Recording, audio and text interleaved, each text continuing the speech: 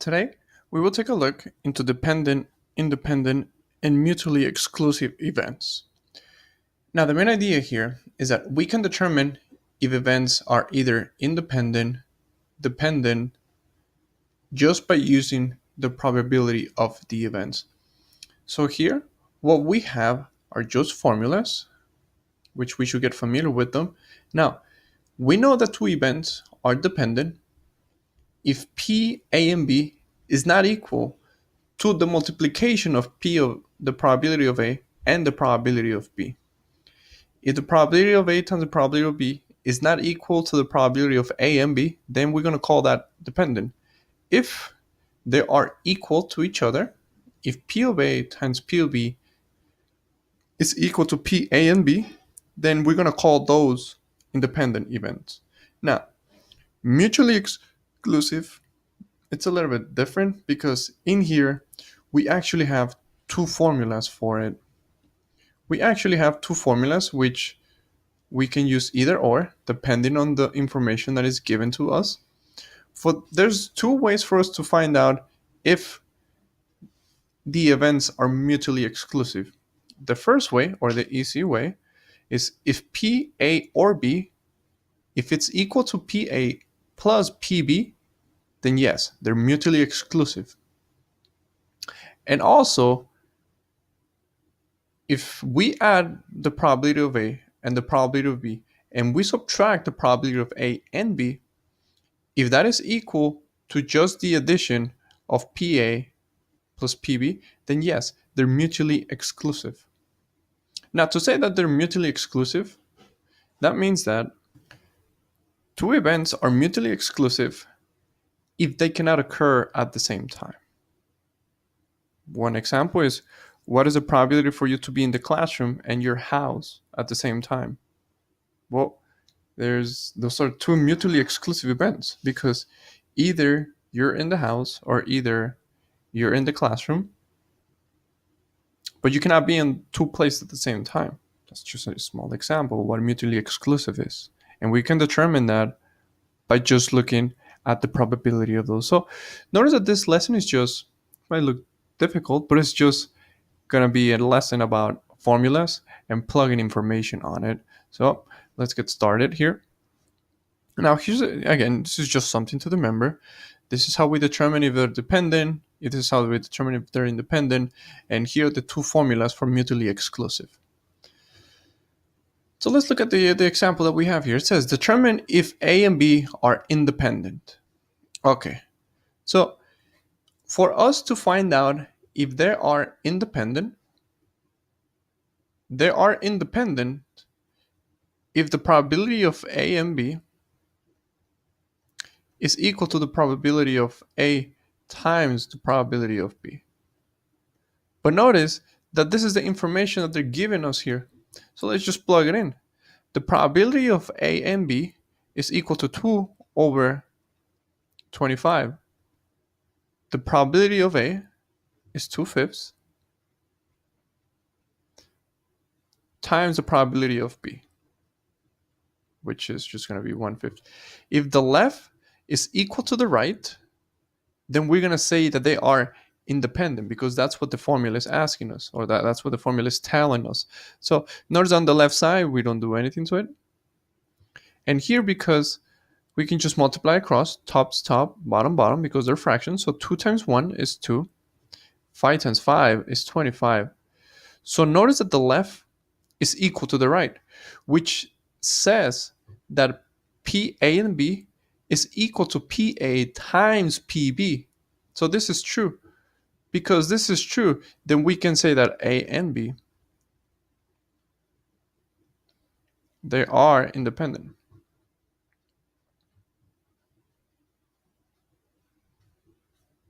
Because that's what the formula is telling us here. So now let's look at example B now.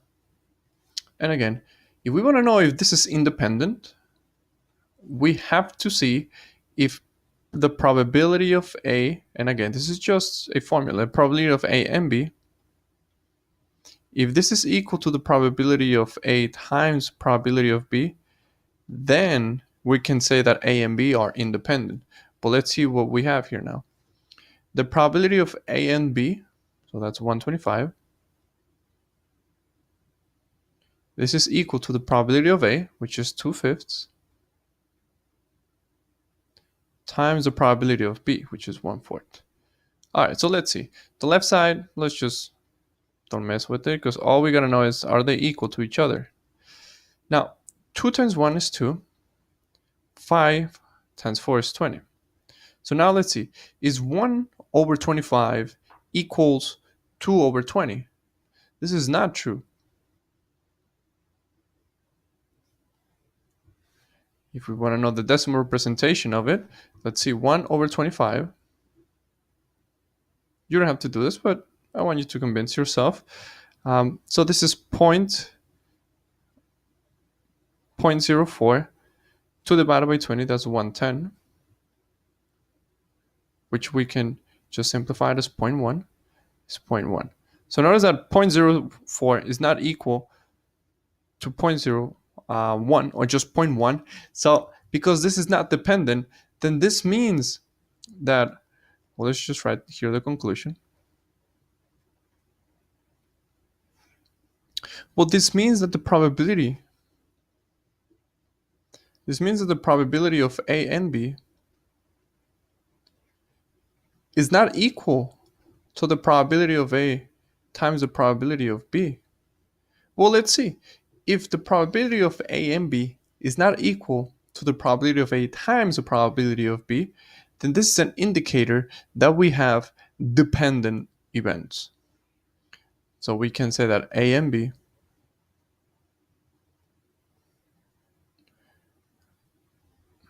are dependent.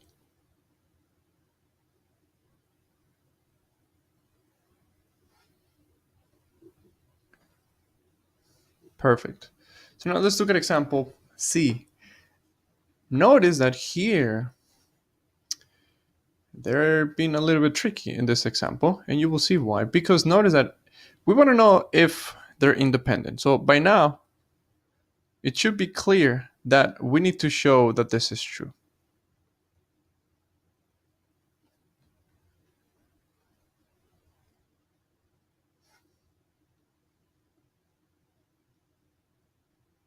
Okay, we want to show that this is true.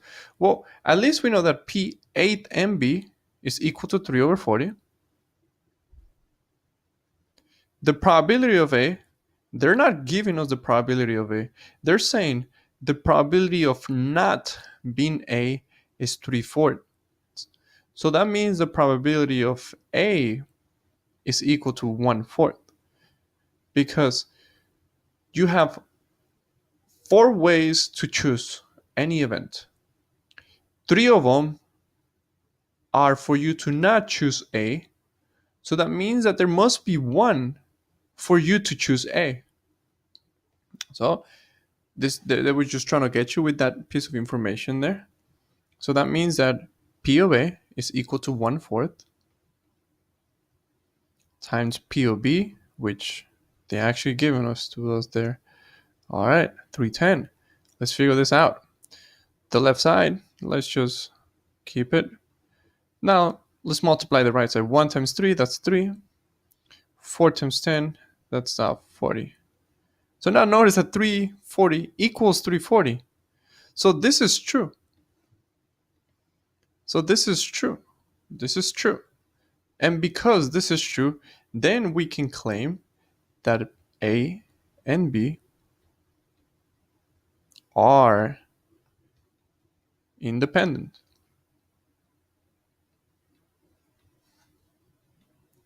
This is our conclusion here. So now before we leave, we do need to talk about one more scenario, and that is the mutually exclusive here. I left this one at the end because, as you can see, there are actually 2 ways to figure it out if 2 events are mutually exclusive. Let's look at the first way. The first way for us to figure out if they're mutually exclusive is if this formula holds true. If P of A or B equals P of A plus P of B, then we can say that 2 events are mutually exclusive. Well, let's see what we have here. let's just plug it in. PA or B, which is equals to 4/5, that is equal to P of A, which is equal to 3/10, plus P of B, which is 1/2. Now, if this is true, then we can say that A and B are mutually exclusive. Well, on the left side, I'm just going to leave it as it is. The right side, let's just add it up using your calculator. So let's put the fraction here, 3/10 plus 1/2. And again, if you want to get your answer as a fraction, what you have to do, you can hit mathematics, and then you can hit the first option. So it says fraction. So now it's going to add those two fractions, and it's going to give you the answer as a fraction. So that means that this is equal to 4/5. Well, notice that the left side, well, this does not look pleasant. Notice that the left side equals to the right side. So that means that the probability of A or B is equal to the probability of A plus the probability of B, which is saying that A and B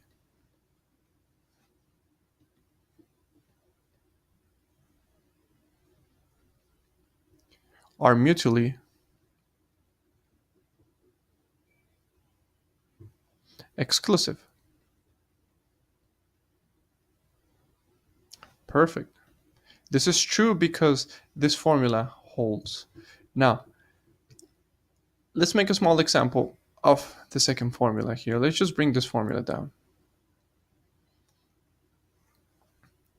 Let me just erase this here real quick because it might look confusing. All right, so we're taking a look into this formula now.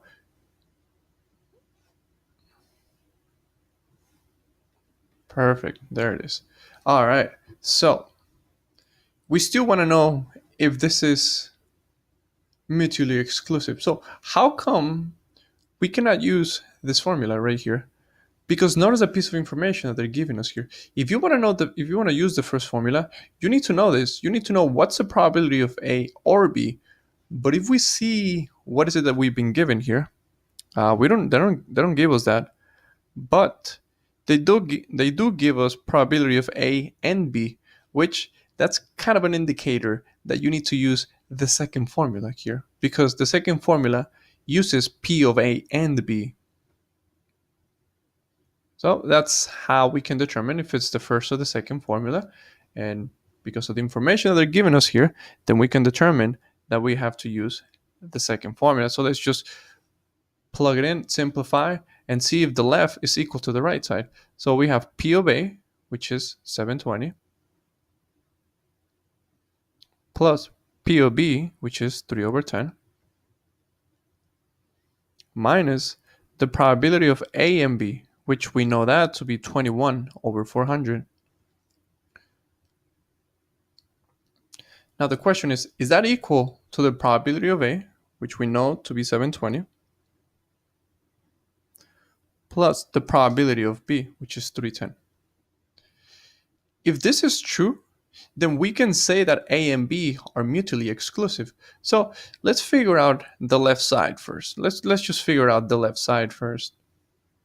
Let's just use the calculator. You don't have to do the fractions in parentheses. It's just something that I do. Plus 3 divided by 10. It's supposed to be a 10 there. Now we're going to use minus 21 divided by 400. So again, before you press enter, you can press mathematics and you can press fraction. So now it's going to get those three fractions. It's going to add them and subtract them, just like we told them. So now the left side is 239/400. So if you add these three fractions, you will get this. So now let's see what happens if we add 720/310. So if we do that in the calculator, we're going to get the following: 720 plus 3/10 Again, press mathematics, go to fraction. So that means that we have 13 over 20.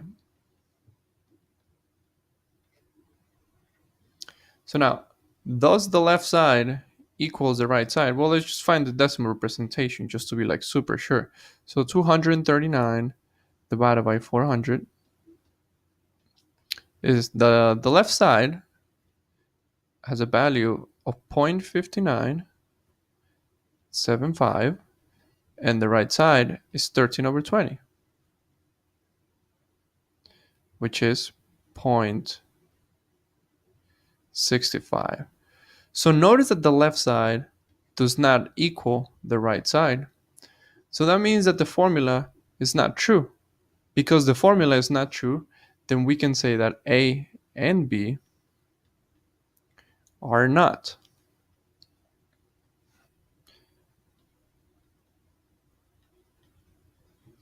mutually exclusive.